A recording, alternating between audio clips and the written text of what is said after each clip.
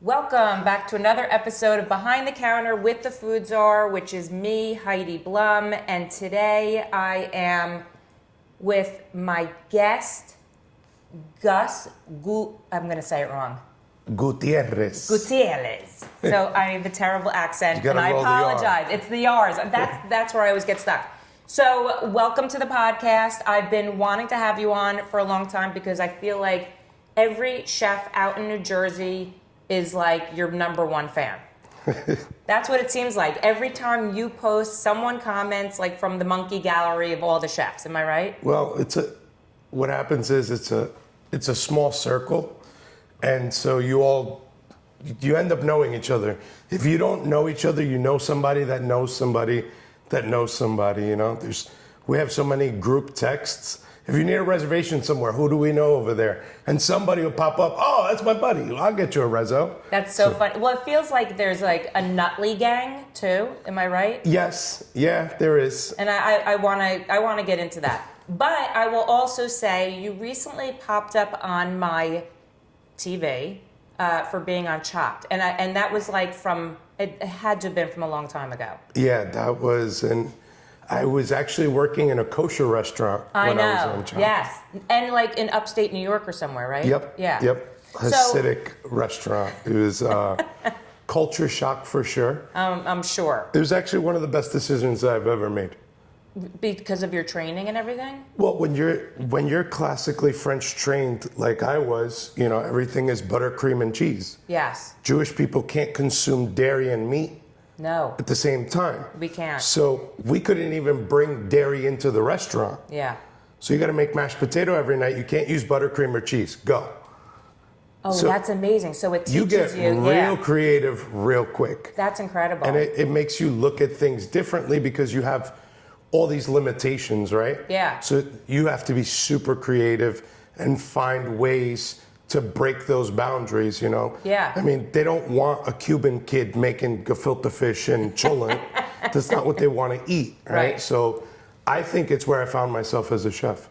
So, all right, let's go back to like your sort of path into culinary. I'm feeling it's storied. It's definitely not what people think. Like people think like, oh, you were always cooking since you were a kid. Like, no, I was always eating since I was a kid. My obsession with food was from a consumption standpoint. Okay. So obviously I grew up in a Cuban household. You know, my grandma was always cooking.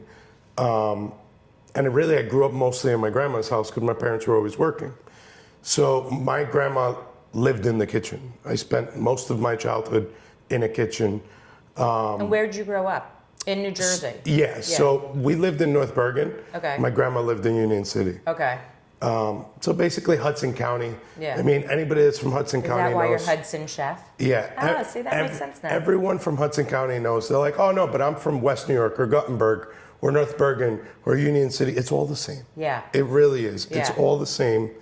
You know, it's all within walking distance of each other. And, you know, growing up, my obsession with food, I never realized. I stumbled upon cooking. Like, I went to 4 different high schools. I was a bit of a problem child. So I can like see that a little bit. Yeah. So when I was like 17, 18, I'm like, I got to do something with my life. I'm either going to end up dead or in jail if I continue the path that I'm on. And my mother owns an office in Union City. So I'll come work at the office. And within an hour, I was like snoring on the desk. I'm like, I can't do this. So I go on Google and I start literally searching top paying careers. I wish I knew the jerk off that wrote this article because chef was number 2. Oh my God. Definitely not a top paying career, but. And one of the hardest, working, I think. Yeah. So the first one was pilot. I was like, oh, that's awesome. I'm going to be a pilot. Then I saw how much schooling it was. I go, you're like, not being pilot. Not for me. Yeah. Not for me. And then when I saw culinary, it was like, oh, the program is set where you do 1 hour of book study and then you do 6 hours of hands-on. I was like, I could do that. Yeah. So I went for a tour at the Art Institute in the city. Okay. And I was like, oh, I'm going to sign up. This is great. My best friend was going to sign up with me. Oh, that's fun. And then they closed the program, the culinary program. So I couldn't sign up for the next semester. Then I found Hudson County Community College, and I realized that I could just go to Jersey City and get the same education these guys are getting at the Culinary Institute, Johnson and Wales. It's the same curriculum. What's the school in Jersey City? It's a community college. Oh, they offered a culinary program? They offer a culinary program. That's amazing. Have a 6-story building that's dedicated just to culinary. Yeah. I mean, they have ice carving rooms, chocolate rooms. Everything you could need was there. They had all the incredible. resources. The building had just been built when I went. So it was like that school started in a basement. So like everybody that came before us, like really had to like go through it in that program. And we got there and we had like this state-of-the-art building. We had all these resources. It was great. And did your friend do it with you too? He did not. Oh, okay. And unfortunately, he's been in and out of prison since. Oh. So, yeah. And it's like, that would have been my life if I didn't go. I mean, that's sort of a good, not good, but a reflection in the mirror for you. Yeah. Yep. Okay, so so while you're in the program, were you working in it? Had you ever worked in a restaurant? So no, I didn't. I'm a numbers guy. Like I've always been a numbers guy. And I remember they'd be like, all right, today you're going to make soup.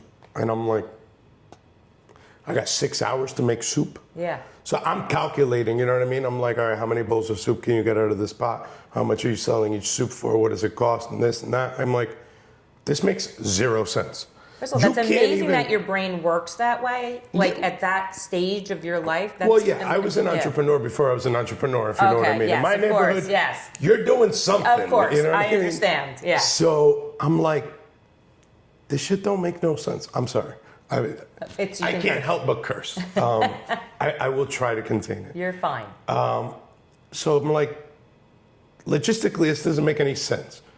Like, just what it costs to make you the soup, plus the salary. We're not even talking about gas, rent, overhead, insurance. Yeah. I'm like, there's no way you're going to go to a restaurant and the chef's going to be like, yeah, you got 6 hours to make soup, then clean up and go home. Right, like, that's not going to work. Yeah. So I'm like, you know what? I need to get a job in a restaurant. So my first restaurant was actually a Cuban restaurant.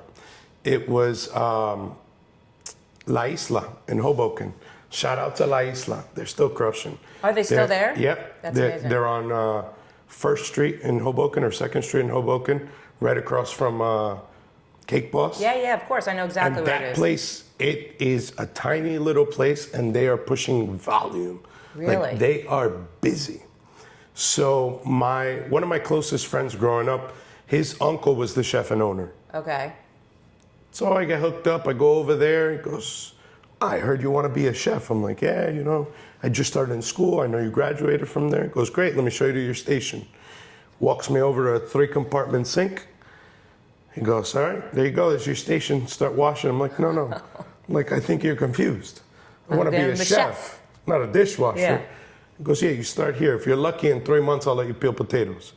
And in that restaurant, there was no machine. Pots, pans, forks, cups, coffee mugs, plates. Everything was washed by hand.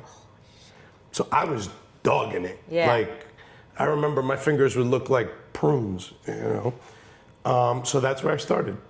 And then I remember maybe 2 months in, he comes up to me, he goes, you move up today, kid. I go, I get to peel potatoes? He goes, even better. This man came out with 2 5-gallon buckets of the smallest shrimp I've ever seen in my life. What'd you do, peel them? Start peeling and deveining. Oh my God. So, I started from the bottom in this. And I think it's important because these guys that, they go to CIA and they come out and they're like, I'm a sous chef. It's like, if you haven't been in the trenches, you don't know. You don't know. And, if you heat up a sauce, if you're busy and you just throw the pot into the dirty bin, I get it. Yeah. If you're not busy and you have a sink available and you're not soaking that pot, you've never washed dishes, right? Because I know what it's going to be like to scrub that pot in 3 hours when it's all crusted in there. Yeah. Right? Because I've done it. And doesn't it make you appreciate when you moved up the line? 100%. Yeah. And everybody, people have this notion of like, oh, he's just a dishwasher. The dishwasher is the most important job in the restaurant. Yeah, Without the dishwasher, the restaurant shuts down. That's incredible. I don't think people realize that. No, they don't. Yeah. They don't. And, you know, in order to lead a team and lead a kitchen, you have to be able to be like, you know what? I'm going to roll up my sleeves. I'm going to wash pots and pans because he's backed up. How old were you at this point? I was 18, I believe. So were you feeling like so you were starting school and now starting in this kitchen as a dishwasher? Yep. Were you like, I was meant to do this? Were you like, or were you not there yet? No, I don't think anybody is. Yeah. You know, and so like I sit on an advisory board of a culinary program, and I do a lot of work with students, and it's what I explain to them. I think a lot of times what happens is we always give up before we give ourselves a chance to be good. Yes. Right? There's a lot of things in life. A lot of people tell me, oh, you're so talented. I'm not talented. I'm skilled. Yeah. Right? This is not, Beethoven was talented. They put him in front of a piano. He played a symphony. Oh my God. Nobody ever showed him how to play. Yeah. I haven't met a single fucking person that was born and knew how to fry an egg perfectly sunny side up. It doesn't work that way. Yeah, it's skill. It's something that you have to work at. It's a practice. skill. It's acquired over time. You know, my cooks tell me all the time, Chef, how do you cook chicken breast so perfectly every time? I tell them, cook 1,000 chicken breasts every day for a year. That's what it takes, right? Yeah. If you do it enough, you become good at it. You know, Michael Jordan didn't pick up a basketball and start, you know, making shots and crossing people up. Reps and reps. He got cut from his high school team. Yeah. Most people don't know that. He got cut from his high school team. I know. And that's what made him better, right? So nobody was born knowing how to do any of this stuff. Yeah. And the thing with cooking, it's infinite. Yeah. No one will ever master it. You know, No. a friend of mine that I grew up with said to me, it's like, oh, my mom doesn't know how to cook. I said, I bet you she could show me something. Yeah. He's like, no way, how? I said, in your country, you guys eat iguana? He said, oh, I hate it when she cooks that. I'm like, you see what I'm saying? Iguana? I'm like, for me, I'm sure I could figure it out. I could break down anything with skin and bones. But I don't know the best way to prepare it. Is the meat tender? Can you sear it? Yeah. Do you have to braise it? Like, I don't know anything about it. Yeah. I'm sure she could show me. Yeah. Right? And it's someone that you might not think of as like a culinary person or a great cook, but you can still learn something from them. Sure. Right? And so that's the beauty of food. No one will ever master it. No. Because it's so diverse, it's so deep, there's so much to learn. And I feel like there's always something new coming out. It's just techniques are new, foods are new, trends are new, you know, all of it. So, all right, so you're at the Cuban restaurant, you're at the community college. Yep. And then what happens? You graduate? Do you stay at the Cuban restaurant? I got fired from that restaurant. Yeah. Yeah, I was really mad. Shout out to Omar. I was really mad at him for a long time. Not for a long time, for like a couple months. I was like pissed. How could he fire me? I threw a huge house party. We all got wasted. I didn't wake up. I didn't show up. He was like, no call, no show. See you later. Good lesson. Right? And I was so mad at him. And you know what? It was the greatest lesson he taught me. Yeah. I worked in his kitchen a long time and he taught me a lot of stuff. Yeah. You know, I stuck a lot of omelets to the hood trying to flip them. But that was the most valuable lesson he taught me. Yeah. And then after that, I was like, you know what? I want to cook. Well, I started working at Son Cubano. I helped open Son Cubano in West New York. And I was like, I want something more. If I want to do this, I want to do it at the highest level. Sure. So I went around So you were getting motivated. You were like, this is like, I see the path. Well, the problem is, how do you know that you want to do this for the rest of your life? You don't. Like, so now I'm not at your age. Right, and I'm spending all this money to go to school. It wasn't a ton of money, but it was more than what I had. Yeah. And I'm taking out these loans, and I'm like, I don't want to do this and then get into the field and be like, I'm miserable, I hate this. Yeah. So I decided, I said, you know what? I'm going to go apply at all the best restaurants in the city. I applied at Per Se, John George, Masa Bar. I mean, you name it. If they had a Michelin star, if they were a highly regarded restaurant, I applied there. Okay. And it's funny, another story for a later date, but Jeffrey Zakarian's restaurant was one of them, the Lambs Club. And then he ended up being one of my judges on Chopped. Oh, that's so funny. So it was like a full circle moment. He goes, oh, did we hire you? I go, no, actually you didn't. Your sous chef called me and made fun of me. He's like, I'm so sorry. I said, don't be. Because a week later I got a job at Cirque, which is the same place you got your start. That's amazing. So That's amazing. It was like a full circle moment. So Cirque, for the people that don't know, obviously the older chefs understand what Cirque is. It was, there was maybe 3 restaurants or 2 restaurants that were the pioneers of fine dining in Manhattan. And it was Cirque and Le Grenouille. And Cirque was known for like over the top. I mean, even when I worked there, we'd cook for like Donald Trump once a week, Howard Stern, Tiki Barber. It's like that's where like my mom would like, back in the day, that was like the fancy. Yep, that was the place. I actually got engaged there. Did you really? That's amazing. Because is it still there? No, not anymore. Because they still have the one in Las Vegas. They have the one in Las Vegas still. Okay. But I got them to do like a whole thing for my, proposal. That's amazing. Yeah, and so we pulled up a Rolls Royce. It was crazy. What'd they hire you to do? What was your job there? So everybody there starts at the bottom unless you have like an outstanding resume. Okay. So I came in when you trailed at Le Cirque. So we call it a trail, right? You shadow somebody, you follow them around. Non-paying. Correct. Yeah. And usually you do a trail and then you come back and do a second trail and then they'll decide if they want to hire you. Okay. I was so lost. Like I already understood the kitchen, so I had that fire and I had that sense of urgency, which a lot of people lack, especially nowadays. Yeah. Like, people think you have all this time. Like we're working like we're surgeons and somebody's life's on the line. Yeah. Every second, every step counts. Yeah. So I already had that sense of urgency, but I'll never forget. He's a good friend of mine now, this kid, Mauricio. He looks at me, he goes, pass me the ramps. I go, ramps? I go, are you skateboarding, motherfucker? What are you going to do with a ramp? He goes, the vegetable. I go, a vegetable? He goes, you've never had a ramp? I go, no, what is that? He's like, try this. Yeah. And I'm like, what? Like, what else is there that I don't know? Right? So it like... Especially coming out of, you were at a Cuban restaurant, and now you're at the such a fine so it's dining so different. French experience. You know what I mean? I know like yuca, malanga, plátano. Like I don't know what this is. Yeah. So it was like an eye opener for me. And that night, the chef he just gave me a piece of fish, and he was like, "Here, cook something for me." I'm like, "What?" So I'm like, my nerves are like shot, right? Yeah. So I don't even remember what I made him, but I cooked this meal for him, and I do remember there was no vegetables. And he's like, where's the veg? I'm like, what? He's like, where's the veg? Because it's typically, especially in a French restaurant, you have your protein, your veg, and your starch, which is what makes an entree. Yep. And I looked at him, I go, chef, I'm Cuban. We don't eat fucking vegetables.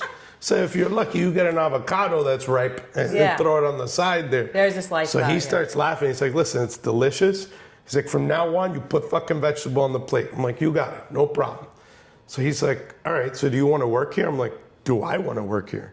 I'm like, will you allow me to work here? Yeah.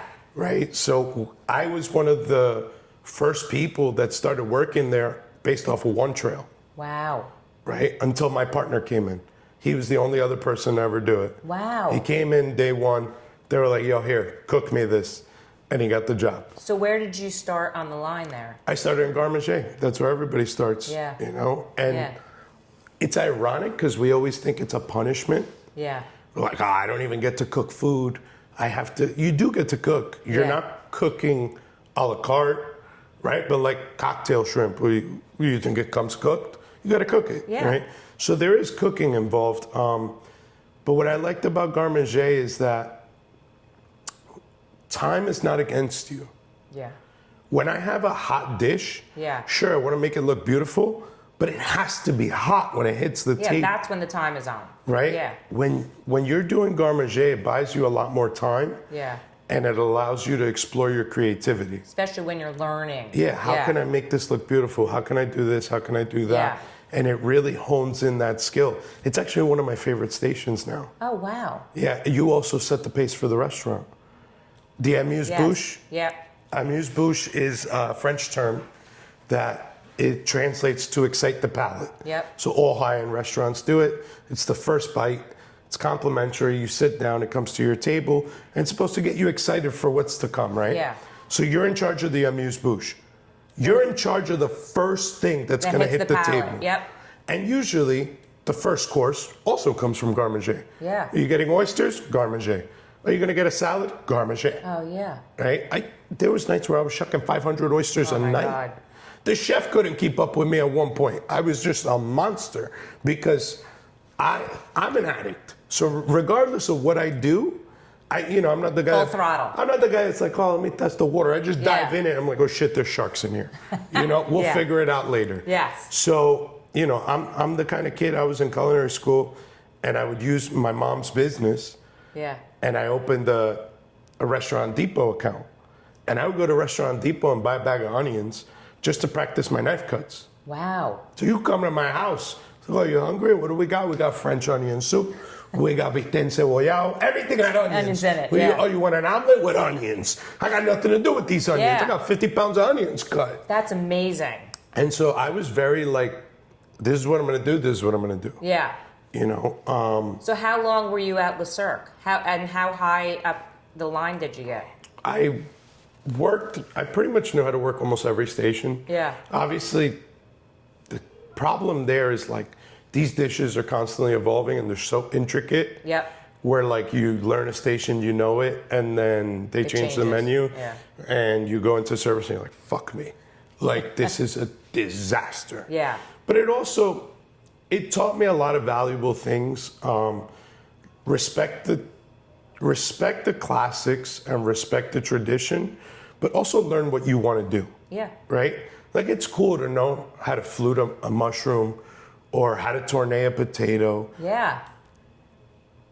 If they had to create a knife just so you could do this job, guess what? Nobody gives a fuck if their potato is shaped like a football or if their mushroom has this cute little design. Yeah. They're gonna eat it in seconds. Yep.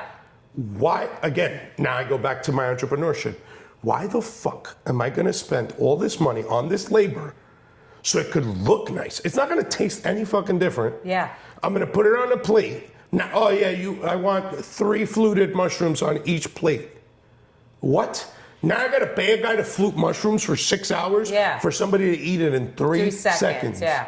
Why? So they could take an Instagram picture? Like, what are we doing? I know. Right? And this is why a lot of restaurants don't make it. Yes. People don't want to pay for fluted mushrooms. No, they one don't. gives a shit. No, they want to pay for it's good cool food. that you understand it, you know how to do it. That I respect that. Yes. Right?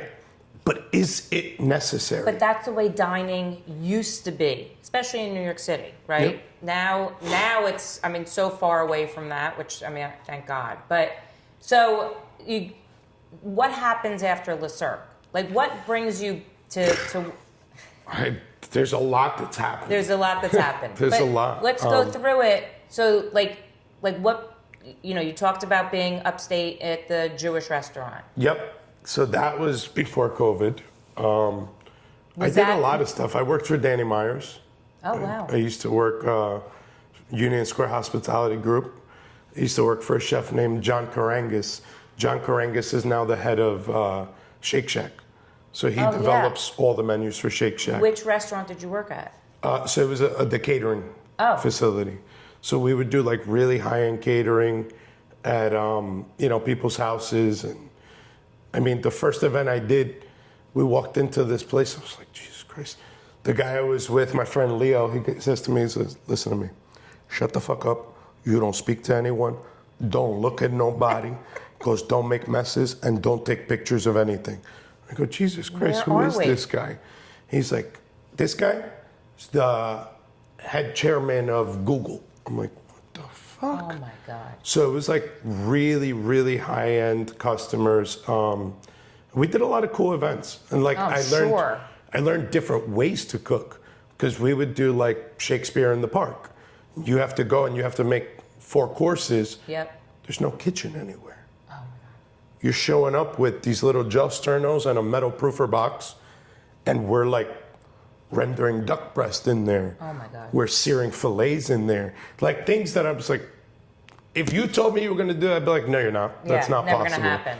And well, that's probably also, that brings out a creative part also. Yeah, absolutely. You know? And it makes you realize, like, you're really not as limited as you tell yourself you are. Sure. You don't need a stove. You don't need, you know what I mean? Yeah, you don't need all the bells and whistles. I always say, you give me fire, I will cook. Sure. I don't need anything else. Yeah. So I worked there for a while. That was a really good job for me because I remember forever, John Karangas comes up to me one day, puts his arm on my shoulder. He's like, look, calm down. You know, you're making a lot of noise over here.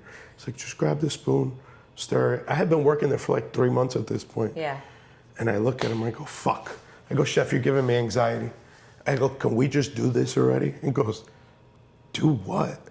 I go, I've been working here for 3 months. You have not yelled at me once. And he starts laughing. He's like, why would I yell at you?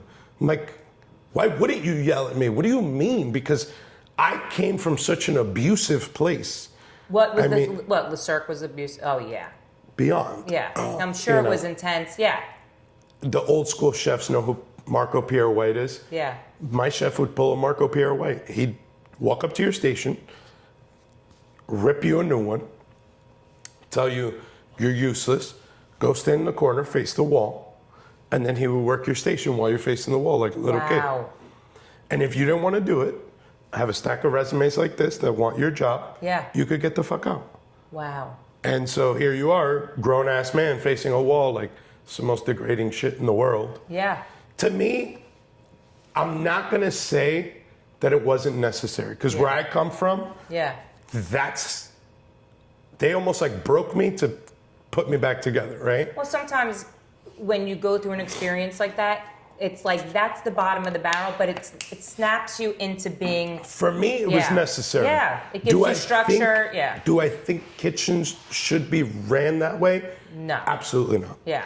And do I think that in today's day and age, you're going to be able to retain any employees? Absolutely not. But that's a lesson in and of itself, right? Yeah. I mean, you probably don't treat your staff that way. And No. You know what I do to my staff? Yeah. You really piss me off? I'm not going to yell at you and demean you. I'll just look at you dead in the eyes and be like, I'm not upset. I'm just really disappointed. If that shit don't bother you, you shouldn't be working here. Yeah, totally. Nobody wants to hear that. You know, if the chef being disappointed in you doesn't spark anything inside of you, go do something else. Totally. So, okay, so you go to Danny Meyer. But yeah, I never forget.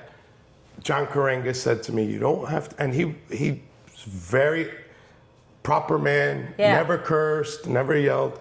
But I remember he said to me, you do not have to be a dick to be a good chef. And be a leader. That stuck with me forever. Yeah. You know? And then from there, I've bounced around. I've probably worked in like 40 restaurants. That's insane. Yeah. Because my thing was... What was your goal back then? Do you remember? Learn. Okay. I don't care what you're going to pay me. Yeah. I just want to learn. Yeah. I'm going to come here. Once I learn everything, I'm out. So you would just keep bouncing? Yeah. In some places, within a month, I'm like, this shit's boring, I'm out. Where was... I mean, you know, we're talking about 2 places, but you're saying you worked at like 40 places. Where do you think you got the best experience overall that allowed you to bridge to where you are now? I think it's tough. I think... Pieces all over the place. Yeah, there was different things that I'd learned in different places, right? Yeah. I worked in the airport. I opened and assisted opening... Where, like in Newark Airport? 15 restaurants in 4 months. Wow. That was absolute mayhem. The Newark Airport restaurants? Yep. There's a company called OTG Management. I was the youngest chef in the company. Wow. I came in, I was supposed to be a sous chef, and they were like, oh, this kid's a go-getter. They're like, hey, throw this shit at him. And I'm like, okay. And they're like, oh, he did that? All right, great, throw this shit at him. And That's sort of amazing, too. I'm not going to lie. They're a highly unorganized company. Yeah. Just because they scale so fast. You know, it's a Wendy's today. Yeah. They close, they come in, they slap paint, they put a new sign. I bring in the staff, now it's a custom burger. Yeah. Like, okay. overnight. Yeah. So clearly nobody in there knows what the fuck is going on.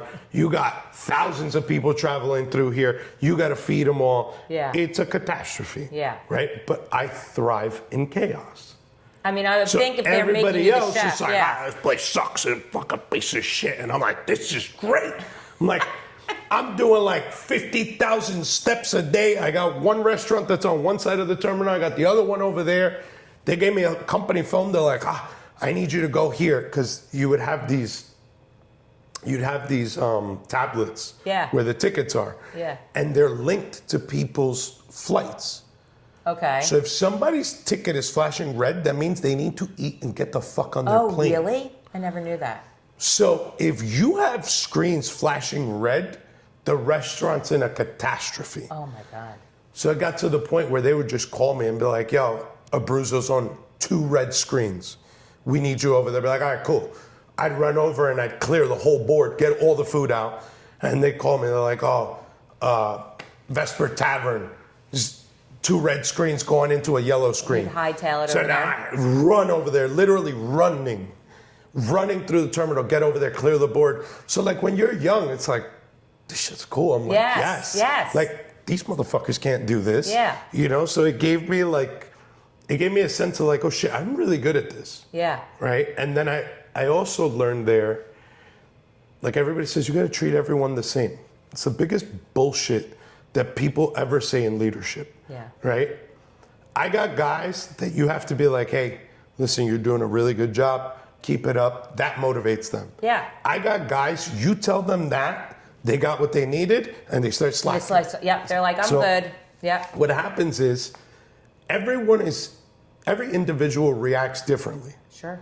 Right? And you have to learn those people. When you're working in Newark Airport, you have some people that are not going to respond to yelling and this and that, right? So you have to meet them where they're at. Yes. And you know, as someone that came from the streets, not that I had to be in the streets, I chose to be in the streets, right? But I understand that lifestyle. So I got kids that are coming in where, from Newark, you know, I'm fighting just to get them a badge to be able to get in the airport. Yes. I mean, my boss had to fight to get me a badge. Sure. They were like, with this CVS receipt of a record, they're like, we're not letting that man pass TSA. Yeah. And so these kids come in and, you know, they see that I'm just like them. Yeah. I am no different than you. Yep. And I'm doing this, right? Yeah, you can too. There was kids that went in there as gang members. Wow. And they're still in that company. Wow. Now they're sous chefs. That's amazing. You know what I mean? So and I learned what worked for them, because I knew I couldn't be like, hey buddy, can you? And they'd be like, man, get the fuck out of here, right? Yes. I'd be like, yo, did I tell you I need that shit now, bro? Yeah. I'd be like, oh, all right, chef. Yeah. Like, you know, everyone is different. But that's a special talent in and of its own. Right. You know? I learned that there. Yeah. I learned that there. You know, you can't treat everyone the same. You have to figure out what works with every individual. Yeah. And you have to cater to that special need. Were you thinking at this point, like, I want to own something? Absolutely not. I never wanted to own anything. And look at you now. Yeah. I never wanted to own a single thing. You know, and people used to tell me all the time, oh, why don't you open your own place? I'm like, because when I go home, if the boiler breaks, it's not my fucking problem. Yeah. Right? I come in, my job's hard enough as it is. Yep. I make sure the place runs. I make sure we have the food. I make sure everybody's here. And then I go home. I don't bring it with me. You know, it's not my problem.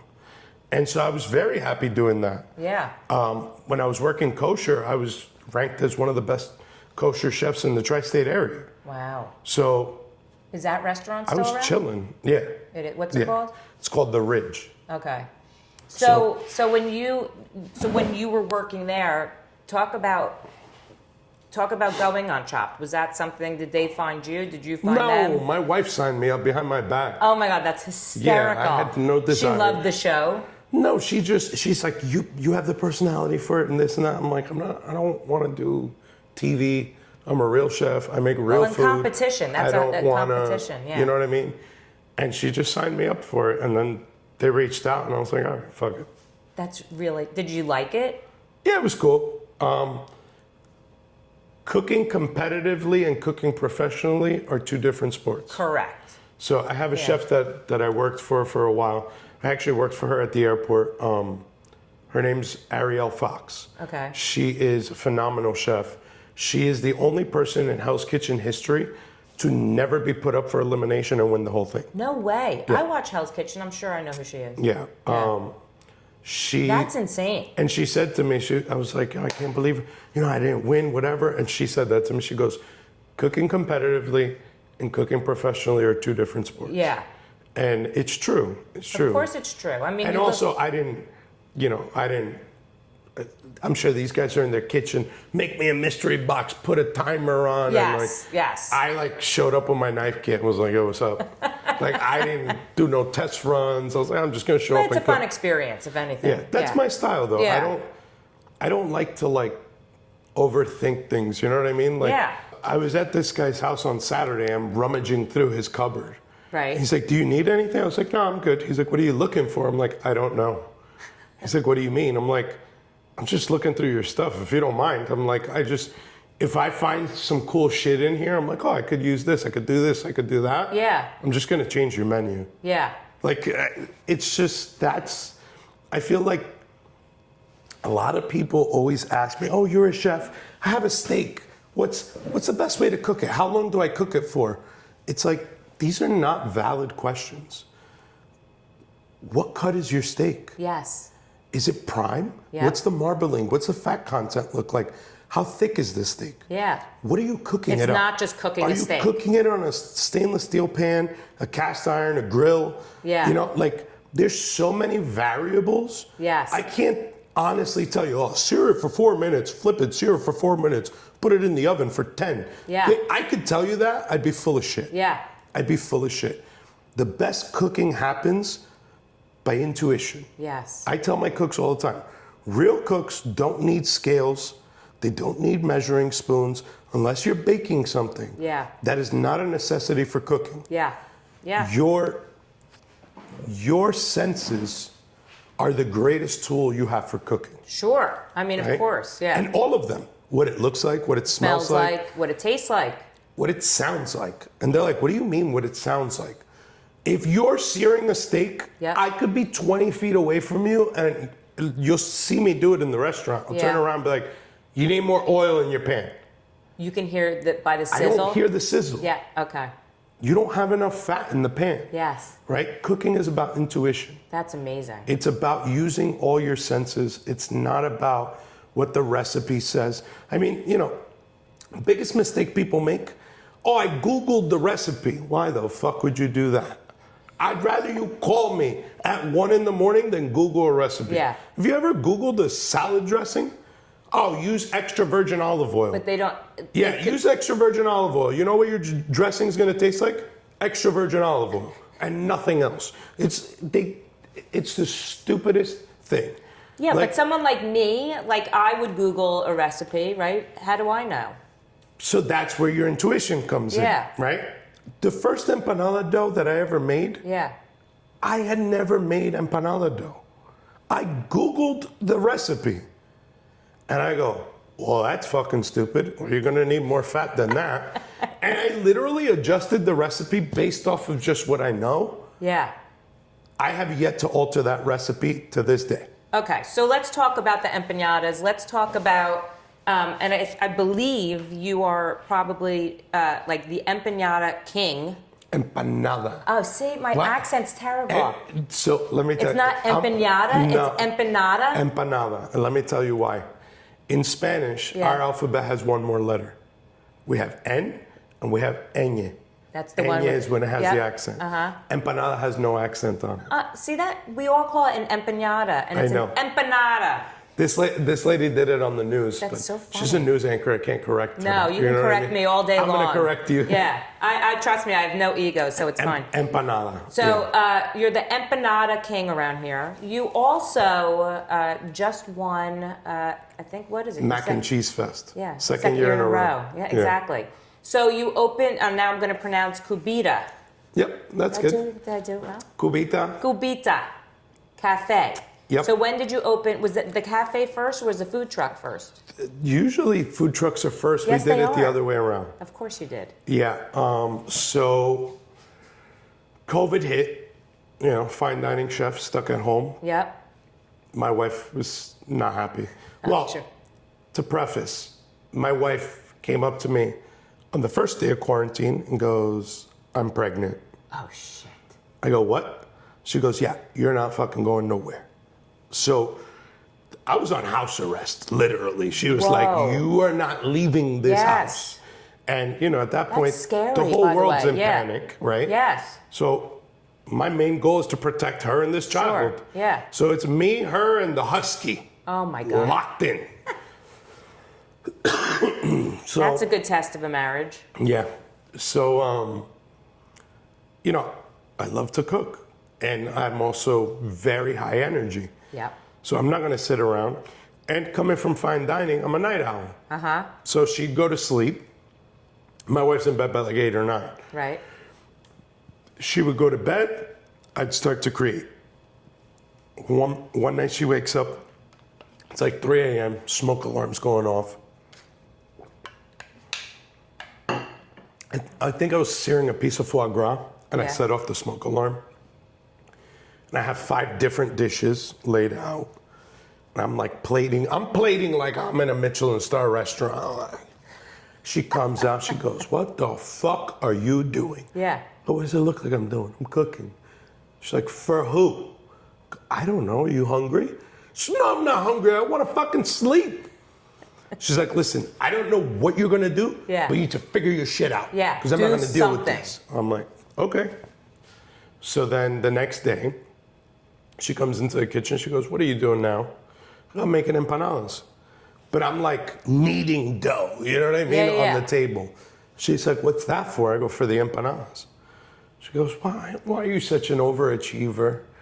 Did you ever make empanadas before? Isn't that a Cuban thing? It is. But what happens is we grew up in a Spanish neighborhood. Yeah. My grandma would be like, "Mira, vete ahí a Disco Pepe, tráeme una caja." So we would go straight to the factory in West New York. There's a factory there that they make empanadas. Yeah. They make the shells. It's called Disco Pepe. Okay. So I'd walk right into the warehouse and I'd buy a case with like 250 discs. Just empty just the shell. shells. Okay. So now we know we're good for Thanksgiving, Christmas Eve, Yep. New Year's Eve. Okay. Those were the 3 holidays where it was like, if you didn't have empanadas when everybody showed up, there's going to be a problem. Right? So in my head, I wanted to see, I'm like, is it that much work? Is it worth it? Yeah. Right? Like, I'm not gonna go make tortilla chips. Why? Because I could buy them. And I know it's not worth the effort. Nobody's ever been like, "Wow, this tortilla chip is It's so the best fresh." one It's bullshit, totally, yeah. right? So I'm like, is it the same thing with empanadas? Good Is question. it worth the effort? Because I don't know a single person that's like, "Yeah, we make the masa for the empanadas." And there's empanada guy and all these people. Yeah, there's a lot of empanada people. They don't make their own dough. Oh, that's interesting. None of them. Yeah. With the exception, good friend of mine, the empanada lady. A lady, yes. Cindy's a good friend of mine. We actually went. Those are very good. We went to culinary school together. Oh, really? She's been making empanadas since we were in culinary Yeah. school. So shout out to Cindy. Her empanadas are good. But most of these people, you know, they have empanada in their name. They don't even make the dough. So I made this, but I made this for me and my wife. I wasn't trying to start a business. I wasn't trying to be an entrepreneur. Yeah. And I made the dough and I made some ground beef. We call it picadillo. Yeah. I made picadillo and I made 13 empanadas. I fried them. I cut one in half. I gave my wife half. I ate half. She goes, "Babe, this is the best empanada I've ever had in my fucking life." Wow. She's like, "It's not greasy on the outside. Yeah. It's like really clean. It's full." And then I had posted a picture on my Instagram, on my personal Instagram. I only had one Instagram at that point. People start messaging me like, "Hey, can I buy some?" I'm like, "I guess." Like, how much for 6? Yeah, everybody was looking for They're like, to how buy much for stuff, 6? The one girl tells me. I was like, I don't know. She's like, "I'm in Sea Caucus. Can you bring them to me?" I was like, "Yeah, give me sell me $20. I'll drop you off 6 empanadas. She was like, okay, great. Ding! I'm like, oh. And then my other buddy's like, yo, can I buy some? I'm like, I got 6 left. He's like, great, I'm in Union City. Can you bring them to me? I'm like, great. Right next to each other. I go, $20. I'll drop them off to you. He goes, great, no problem. I'll Venmo you. Bing! So I'm like, awesome. She's like, where are you going? I go, no. I'm not going to meet or touch anyone. Yeah. I'm going to go leave this food at their door. Totally. She's like, okay, go there and come back. They I go, already paid you. wait. So I got paid. I got to leave the house. Yep. And I get to do what I love. I go, fantastic. Next day I made more empanadas. Sold out. What did you just post it all? Like, Just I have post it. empanadas. Yep. Were you doing just the one flavor? So I started with beef, Yeah. and then guava and cream cheese. That's an homage to my grandmother, because my grandmother only made 2 types of empanadas. She made ground beef and guava and cream cheese. Wow. So I started with those 2. Then I was like, I have to do chicken. Everybody wants chicken. Everybody wants chicken. But being that my background is what it is, yeah. I can't just fully cook chicken, shred it, put it in an empanada, and be like, yeah, here, eat this fucking chalk. Yeah. Because it gets dry. Yeah. So I'm like, all right, cool. I'm going to sous vide the chicken. I'm going to hand cut all the herbs. I'm going to juice the limes myself. First of all, you must have been having so much fun. Yeah. To this day, we still make that chicken empanada the same exact way. Wow. We have not changed a thing. Wow. My staff hand cuts all the herbs. They juice all the limes. They sous vide all the chicken. They hand shred it. Because if you put it in a blender or mixer, it just Loses its it turns to shit. Yeah. And we still make it that way to this day. Wow. Yeah, it has not changed. So were you finding like were you like selling out every day? I was crushing it. Wow. And then, the pandemic started to let, certain Lighten up, businesses yeah. do takeout and stuff like that. So I'll never forget one morning I went to go get a bacon, egg, and cheese. And, I'm a fat boy. I love food. So these guys know me. I tell them, I go, listen, scoop out the bagel. Yeah. He goes, oh, you on a diet? I go, diet? Do I look like I'm on a diet? Don't be stupid. I go, this is strategic. He goes, what do you mean? I go, I'm going to eat it in the car. If you scoop it out, it'll sit in there when I bite it and won't slide out the back. Yeah. He's like, it's smart. Bullshit. Still slid out the back. I had ketchup all over my pants. I was fucking pissed. I'm like, why? Why can we not find a better solution to eat a fucking everything bagel in the car? Yeah. And so I went home. I said to my wife, I said, I'm going in the garage. Do not bother me. She's like, okay. Don't twist my arm. I literally went in that garage for 8 hours. Oh my God. And I did not come back out until I was happy. And I came out and I handed her the first everything bagel empanada. And she goes, is that everything bagel seasoning? I go, try it. And With bacon, egg, and cheese. Bacon, egg, and cheese inside. So smart. And she took a bite and she was like, that's the one. That's it. And that literally is what put us on the map. Sure. Obviously it was the Taylor ham. I think that's what I tried because at it's your a truck. Jersey thing. Yeah. So Taylor ham is the one that all the reporters and bloggers were highlighting. That's the viral one. Yeah, but when we were so busy, my wife was pregnant, crimping empanadas, sitting on. I got one of those coffee tables that lifts up. Yeah. So I would bring in the empanadas to her. I'd bring in like the discs and have all the filling. Yeah. And then I'm making, shout out to Mike from Mike's Pasta and Sandwich Shop. Mikey gave me a pasta roller that he had. It was a hand crank. So I'm hand cranking the dough to God. make the discs. So think about how much labor is going into this. That's insane. And I'm doing it all out of a 2-car garage because she has banned all flour from entering the house at this point. Smart woman. I'd bring her the disc, I'd bring her the filling, and she would sit there and I showed her how to make them, so we have a very unique crust. Yeah. That I figured that crust out when I was young because a really good family friend of ours, one of my best friend's mother, they'd always spend the holidays with us, and she's Argentinian. Okay. So they do that roll thing. Okay. And we do the fork press. I see. So I was trying to do the roll, and I couldn't figure out how.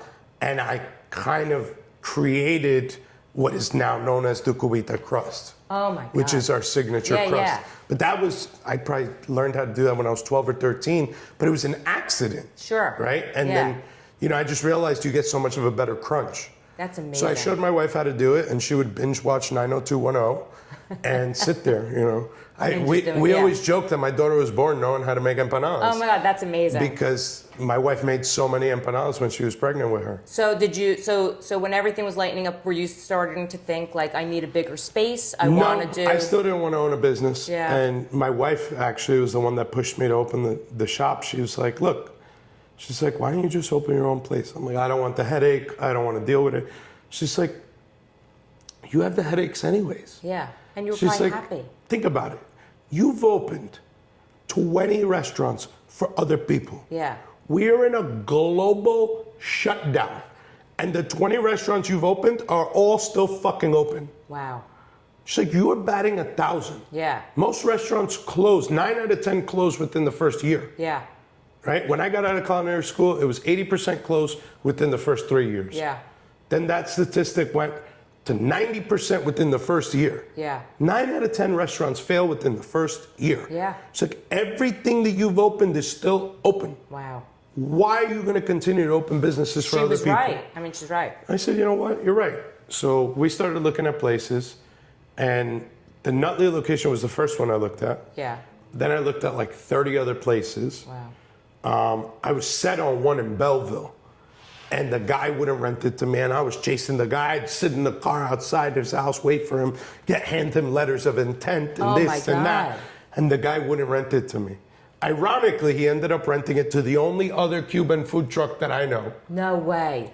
But I think, everything happens for a reason. Of course it does. And it worked out. Of course. I'm in a great location. Yes. We wouldn't have been able to scale the way we have in that other place. It was way too small. Yeah. This place at least gave me the basement. We could do a production down there. Sure. So it all worked out. So we opened the shop. When, in 2020? 2022. Okay. January 20th of 2022, we opened the doors. Okay. And I've learned you don't do a grand opening. You open the door and you don't say shit. Yep. You see what comes in and you mitigate your risk and you figure it out, because I say all the time, you could be the best chef in the world. When you're thrown into a new place with a new menu, you're gonna struggle. Of course. You're gonna struggle. It's not. So what happened? Not like you just had a grand opening and. So we just opened the door. We didn't do a grand opening. We had people stroll in. We figured out what we needed to. Well, that's not gonna work. That needs to be over there. It's too far. They keep asking for this product, not this product. Yeah. You start adjusting how you operate, and then. I don't think we ever did really a grand opening. We just kind of, we're like, all right, let's see where it goes, right? And Jeremy Schneider, which is a reporter for NJ.com, Jeremy was buying empanadas off me from the garage. Oh, that's amazing. Yeah, and he's like, I want to write a piece. I said, don't you dare. Health department will be here to shut me down. If he writes a piece, it's over. Yeah. So Jeremy came and he wrote a piece on the Taylor ham, egg, and cheese. Yep. And then that went berserk. I mean, there's a Medi Center next to the shop. Yep. There's that little walkway, and there was people walking up. They go, I thought that was the line for COVID testing, and it was the line to get in. That's insane. Yeah, it was really wild. So that was like our big, well, we're here now. We're here, yeah. Yeah. So now we're in 2026. You have the shop. You have 4 food trucks. And now we're sitting in a humongous warehouse in Bloomfield. Yeah. So clearly we're not stopping anytime soon. No. All gas, no brakes. I mean, seriously. So the first truck came when? The first truck happened, it was 2 guys with a dollar and a dream, literally. My best friend from the Cirque. Yep. I talk to this man more than I talk to my wife. I mean, we finish each other's sentences. His name's Casey, right? Casey, yeah. So, we're more brothers than we are friends at this point. He calls me at 5:30 in the morning. I'm the only crazy bastard up. And, he when he calls you, he doesn't, it's not like, hey, buddy, it was, Chefy! buddy, how you feeling? Oh, so he's just, he matches your energy. Oh, yeah. So That's I'm yelling back, outstanding, chef. So I'm like, it's 5:30 in the morning. What the fuck do you want? Yeah. He goes, buddy, I saw a food truck on the side of the road. He goes, what's up? You want to go halves and we'll run a food truck? I go. So he's not a partner in the cafe. No. Just the truck. Yeah. He was working for a billionaire at the time. He was a private chef for a billionaire. Yeah. The guy, he wasn't rich. He was wealthy. Okay. I mean, this guy, he could spend millions and millions every day till he dies. He won't make a dent. Okay. But he was miserable. Yeah. He was absolutely miserable. His creativity was dying. You know, it was eating him up. Yeah. And he was looking for a way out. He was looking for a way out. It's always been his dream to run a food truck. Oh, yeah. I mean, so he said to me, he goes, look, we'll go halves. I go, fuck it, I'm in. Because I'm like that. I just dive. Yes. I go, yeah, fuck it, I'm in. All gas, no brakes. Yeah. What are we serving? He goes, you're the empanada king. We'll serve empanadas and Cuban sandwiches. I go, great, sounds good to me. So we went to go look at the truck. He went to go look at it that day. I had to work the shop, so I couldn't leave. Yeah. He goes, buddy, this thing is clean inside. You know, she's old, but she's got really good bones. Yeah. I said, okay, ask him if we could go at 7 o'clock. He's like, tonight? I go, yeah. He said, if you want, you can come on Saturday. This was on a Thursday. Okay. I said, no, tell him I want to come tonight. So he's like, all right, yeah. He said 7 o'clock's good. I go, great. So I close the shop. I run out. I call him. I go, come outside. He's like, what? I said, I'm outside your house. So he comes outside. He gets in the car. He goes, why the fuck you drive here? I said, one of us got to drive the truck back. Yeah. He goes, so you got that look in your eye. I said, I already made up my mind. Yeah, we're doing it. We went over there, and I'm a savage negotiator. So I negotiated the first truck we got for $3,500 cash. Wow. I am a savage negotiator. So we buy the truck, $3,500 cash. We're driving this thing, no plates, no insurance, no nothing. The brakes don't work, you know. He's driving it. I'm driving behind him just so nobody runs the plates on the fucking thing. Oh my God. He's, you know, popping the e-brake because there's no brakes in it. Shit. He's like this because there's no power steering. I mean, the thing was a fucking death trap. So we opened an LLC. I brought it right to my house, really. My wife comes outside. She goes, "The fuck is that?" It was a food truck. I need to meet your wife. She goes, "When were you going to tell me you bought a truck?" I go, "I'm telling you now." Oh my God. What was I going to do? Let her talk me out of it? Yeah. Right? That truck lived in our driveway for for 2 years. $3,500, it's worth it. I told her, babe, I could scrap this thing for the metal and I'll make more money than what I paid for it. This is a zero risk investment right now. So, you know, then my partner's like, oh, we got to fund this thing. I said, I'm not using my money. He said, well, how are we going to fund it? I said, we're going to use the bank's money. So we opened an LLC. They gave us a credit card, 20 grand interest free for 9 months. Great.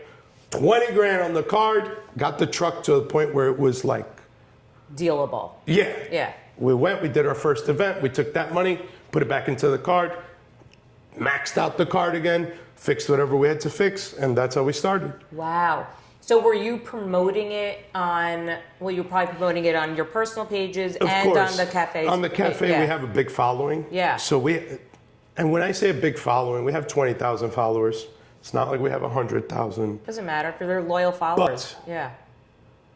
We have 20,000 real followers. Correct. Makes a huge difference. These are people, and you know, I built my brand on being unapologetic. Yeah.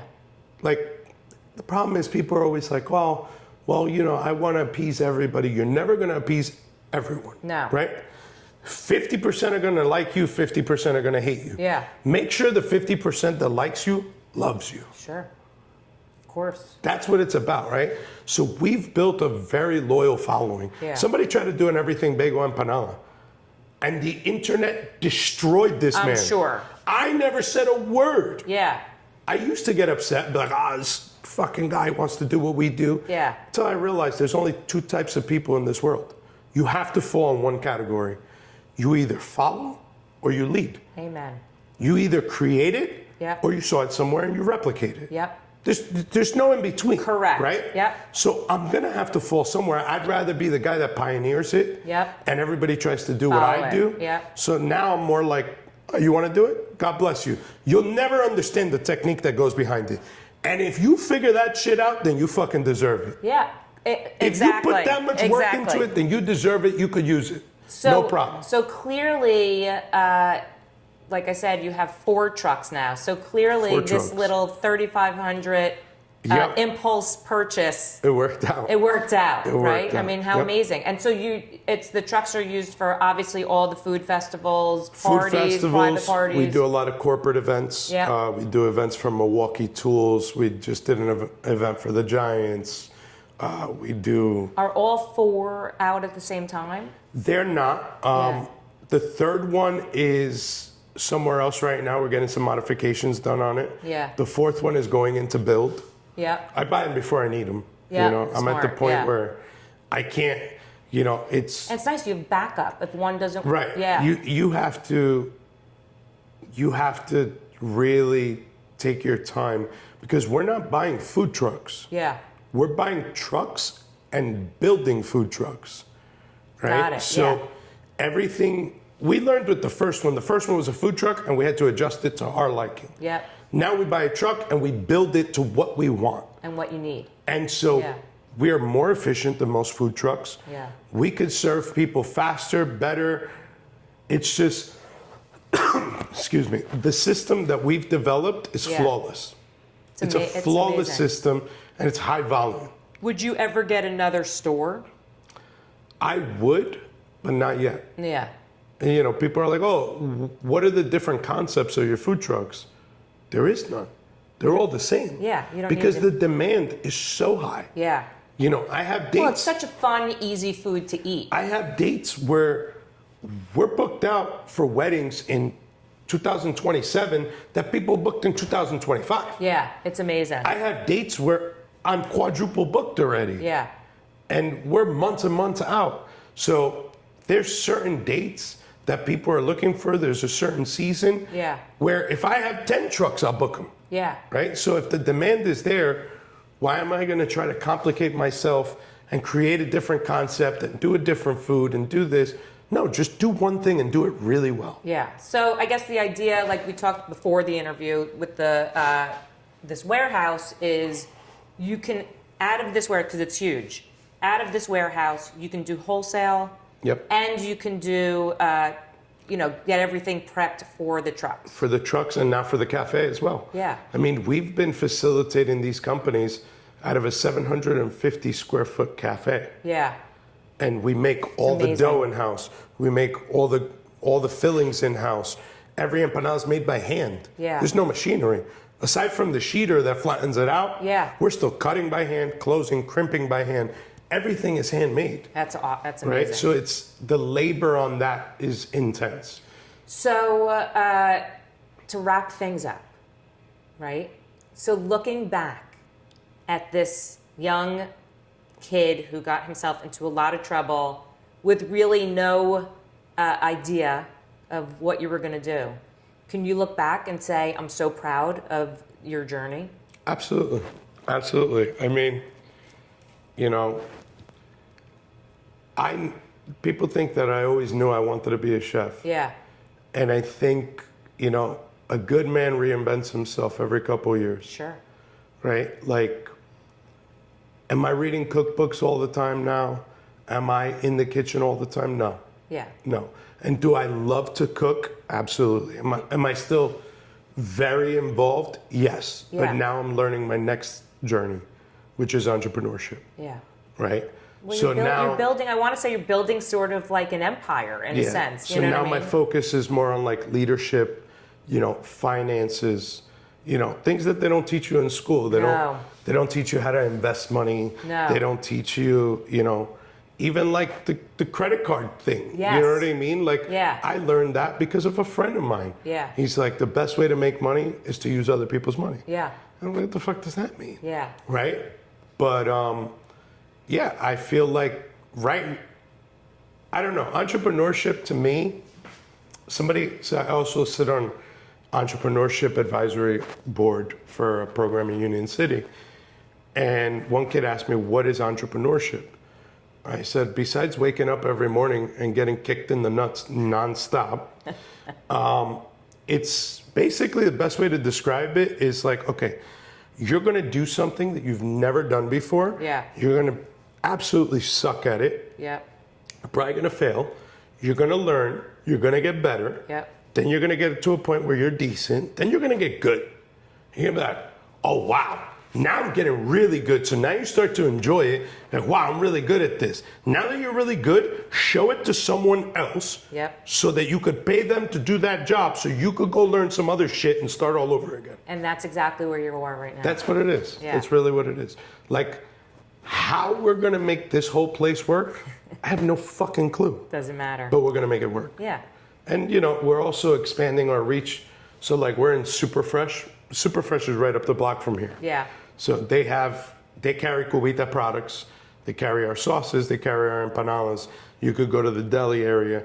You could order it there. They have it in a little warmer. Our logo's there. So now we're trying to expand more on that. You know, we're in talks with some pretty big companies about some deals to cold pack for them, to you know, for them to carry our product. It's a great product, and at the end of the day, we do all the footwork so they don't have to. Yeah. They cook it, they serve it, and people are happy. It's the greatest empanada you're ever gonna have. And it doesn't take a rocket scientist to fry one. So I'm gonna say this, when I first met you, it was at some food festival and your energy was amazing. I was like, that sort of matched, you're way more energetic than I am. But, you know, I follow you and all that, and there's certain people that I follow that excite me, and that's sort of why I wanted to sit down. And I just feel, even just sitting and talking to you today, like, sky's literally is the limit for you, which is amazing. That's it. And listen, the empanada, believe it or not, people are like, why the empanada? You know how to cook all these things. And one, it's the most scalable product that I have. Yep. I could ship that anywhere in the world. I already have. Yep. Right? I've sent 10,000 empanadas to St. Louis, Missouri. Right? So I know that I could scale it. Yep. That's one. Two, it is the #1 handheld food in the world. Yeah. And it is one of the few, above pizza and tacos. I believe it, yeah. And it is one of the few handheld foods in the world that you could eat with one hand. So true. So if you're walking through an airport and you want to eat something before you get on that plane, something of substance, yeah, you're dragging your luggage and you're eating an empanada. Yeah. You're holding your kid's hand, you're eating an empanada. Yeah. You're driving your car to work and you're eating an empanada. Yeah. You're typing on your computer and you're eating an empanada. You can't do that with a taco, and sometimes you can't do it with pizza. No, pizza you gotta catch the drip. Exactly, right? Yeah. We live in a world where, you know, even Efficiency. AI. Why do I use AI? Because I love it? No, because I cut hours and hours off of my jobs. Yeah, it's efficiency. So I could be more efficient. Yep. We're all looking how to be more efficient. Yeah. And, you know, I'm sure I'm not the only one. I don't want to stop. Yeah. I do not want to stop. I agree with you. Yep. If I have to eat, I don't want to stop to eat. Yeah. I want to continue to produce and progress as I do everything else that are necessities. All gas, no brakes. Right? Yeah. So I think the empanada is the perfect vehicle for that. It's amazing. Gus, thank you so much for sitting with me today. Thank you for having me. I hope everyone knows how to say empanada now. Empanada, not empanada. Empanada. Check out Gus, and thank you so much. You're the man. Absolutely. Thank you.